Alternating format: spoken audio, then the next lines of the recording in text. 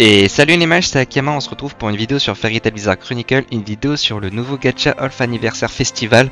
Vous l'entendez peut-être à ma voix, mais je suis ultra hype et ultra content parce que honnêtement, voilà, j'ai regardé le guide juste avant, je me suis un petit peu spoil parce que je m'attendais pas du tout qu'il sorte à 17h. Parce que d'habitude ça dure que 3 jours et c'est du vendredi matin à 8h au dimanche soir / lundi matin à 8h. Et là en fait ça va durer une semaine, donc là ça finit carrément dimanche prochain à 17h si je me trompe pas. Ouais c'est ça, dimanche prochain à 17h. Donc ça veut dire plus d'invocations, hein, parce que ça veut dire du coup il y a 4 jours supplémentaires, donc 4 x 20, 80 invocations en plus qu'on peut avoir. Je suis ultra hype.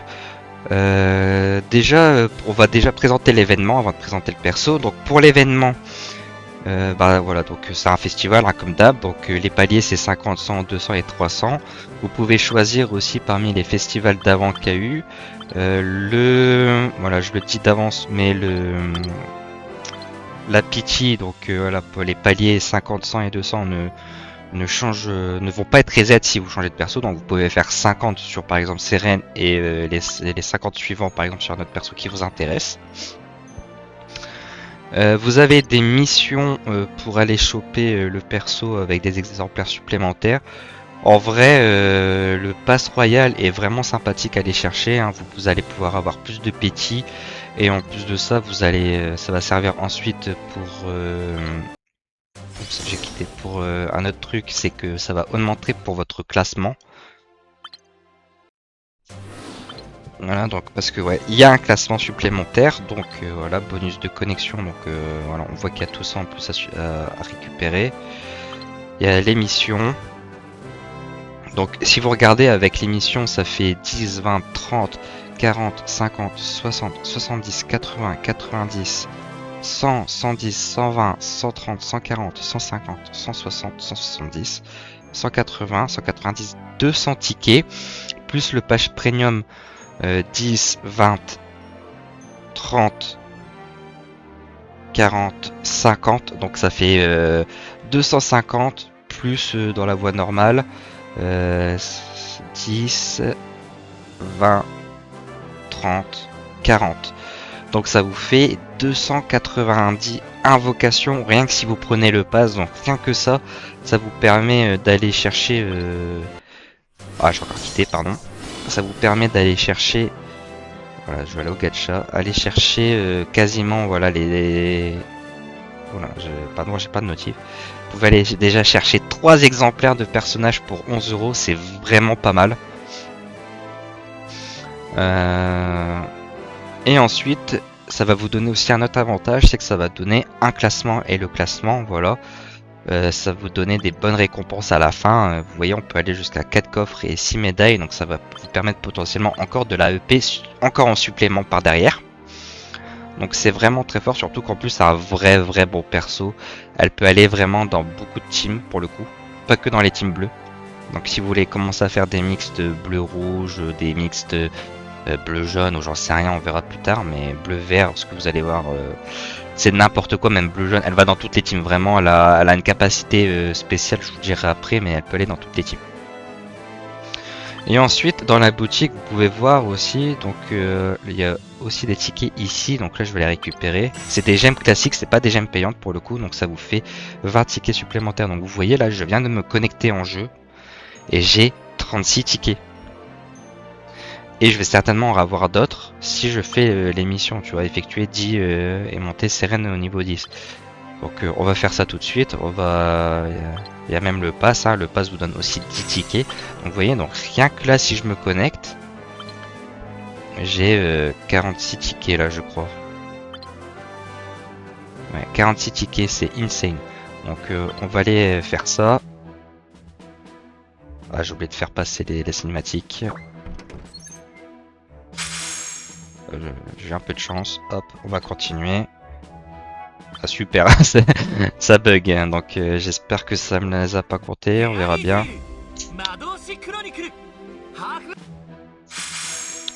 Donc voilà, donc je viens de terminer de faire les invocations. On peut voir aussi l'historique, est-ce que j'avais manqué un perso juste avant au cas où. Non, il n'y a pas là que j'ai eu le perso. Ah si, j'ai eu un Natsu. Natsu mode dragon feu du foudroyant, ok. Bon, j'ai pas eu le Seren, mais j'ai eu ce perso là. Ouais, parce qu'il y a des chances aussi que vous pouvez choper les autres persos. Hein. C'est plus rare, mais c'est possible. Donc vous voyez, donc je viens de me connecter. Et juste ça, ça me donne le perso. Donc franchement, c'est vraiment généreux. On est de pouvoir choper un perso comme ça gratos.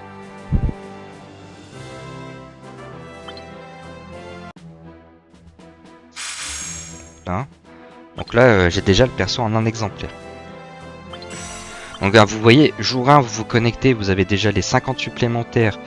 Vous pouvez aussi, après l'émission, vous pouvez aller débloquer encore des choses supplémentaires. Donc là, après dans le pass là, il me reste quoi 1, 2, 3, 4, 5, 6, 6 x 5,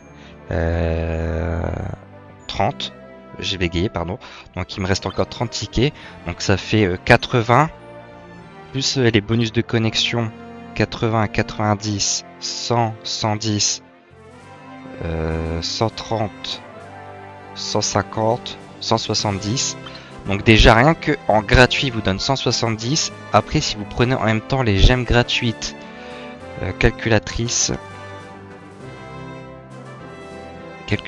donc il reste lundi, mardi, mercredi, jeudi, vendredi, samedi, parce que le dimanche on compte pas parce que c'est le reset. Donc il reste 6 fois 20 tickets. Donc ça fait 120 en plus.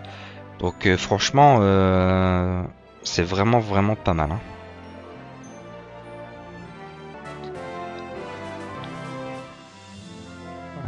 Du coup là, dans le pass gratuit, avec ce qui reste dans le pass gratuit et les invocations quotidiennes, ça fait 240 invocations, plus les invocations que j'ai faites.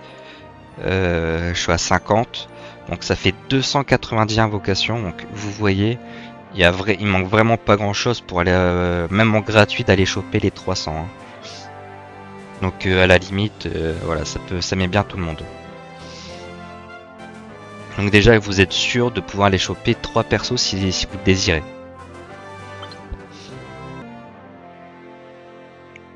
Donc ensuite nous allons analyser son kit. Donc déjà c'est un perso bleu et c'est distance, donc c'est pour ça que je suis ultra hype parce que enfin un perso bleu. Il me semble que le dernier qu'il y a eu c'était Gadil blanc. Donc ouais franchement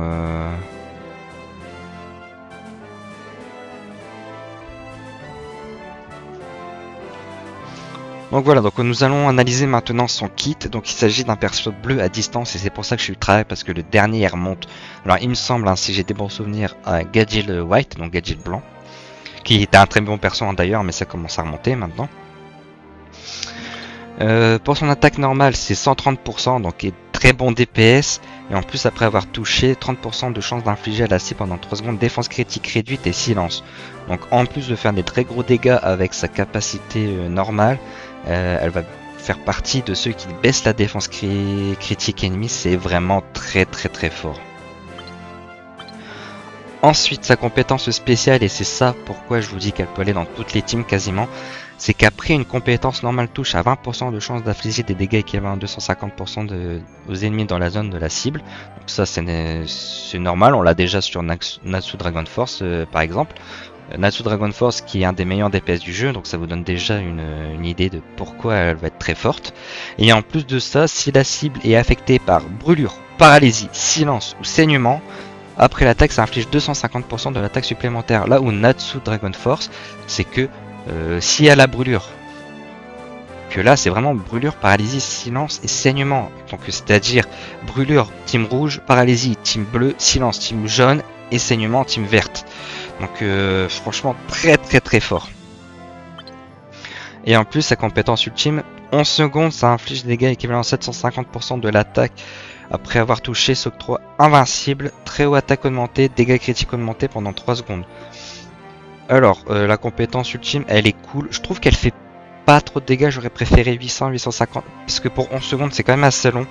Donc en dessous de... Ouais, j'aurais préféré 800-850% d'attaque. Invincible, honnêtement, je vois pas à quoi ça sert. Parce que... Alors sur le papier c'est très cool. Mais en fait c'est très cool sur un perso cac. Là en vrai, est-ce qu'elle va se faire beaucoup toucher? À mon avis, si on arrive à elle, ce sera déjà la fin de la game quasiment. Donc ouais, à voir si c'est vraiment fort. Mais en plus de ça, elle augmente son attaque critique et son attaque normale. Donc en plus vu qu'elle baisse aussi la défense critique, donc ça fait un vrai combo très très très puissant comme perso. Elle va infliger des dégâts de fou furieux. Et après c'est Salacrima de Sélène. Donc c'est tant qu'il est sur le champ de bataille, confère à tous les alliés moyen défense augmentée et défense critique augmentée. C'est très très bon. Alors c'est plus axé PVP encore, mais c'est très très très fort aussi. Donc voilà, on va se retrouver pour les tier list. Mais déjà avant cela, je tiens à préciser que actuellement le pass royal et le pass premium sont bug. Du coup, si vous l'achetez, faites attention ou attendez. Parce que y en a plein sur le Discord, dont moi, on a acheté le pass à 10€ et 1€ du pass premium et royal, et on n'a pas reçu tous les tickets. Moi, pour vous donner une idée, sur 370 tickets que je devais recevoir, il m'en manque 120. Donc faites bien attention à cela si vous prenez le pass royal. Ou attendez tout simplement que c'est corrigé quoi. Donc ensuite pour la tier list en PVP, donc Sélène, et ben c'est simple, hein, ça va aller tout là-haut, broken. Ça réduit la défense critique ennemie. Et en plus, elle booste sa propre attaque critique, plus son attaque. Elle peut infliger des gros dégâts selon si elle a burn, silence, saignement, paralysie. Elle peut aller dans toutes les teams, pas que bleu, vous la mettez n'importe où, elle passe crème. En plus, si vous voulez pas vraiment augmenter 2 branches juste pour elle, si vous voulez jouer juste elle en plus dans votre team, son ulti, ça lui met invincibilité pendant 3 secondes. Du coup, bah ça peut la faire tanker, donc vous n'êtes pas forcément obligé de mettre une arbre de compétences pour elle. Donc vraiment très très très fort. Pour le PVM, bah c'est pareil, hein. Honnêtement, il y a tout pour. Elle fait des gros dégâts, elle baisse la défense critique, c'est tout ce qu'on a besoin pour les boss. Elle augmente aussi sa dégâts critiques, c'est insane. Pour sa Lacrima, bah elle est vraiment sympa. Ça fait un peu penser à la Lacrima de Wenji qu'on a eu ce matin. Donc ouais, c'est pareil, très fort en PVP. Ça peut vous donner vraiment un avantage sur l'ennemi, donc c'est vraiment cool. Par contre en PVM, bah, comme pour celle de Wendy, parce qu'ils se ressemblent, c'est à peu près le même. C'est moyen, ça dépendra surtout de votre compo et si vous êtes avancé ou pas par rapport à les cibles que vous avez. Si vous êtes à peu près sur un power équivalent avec le boss, ça peut vous donner un avantage si vous faites pas one shot.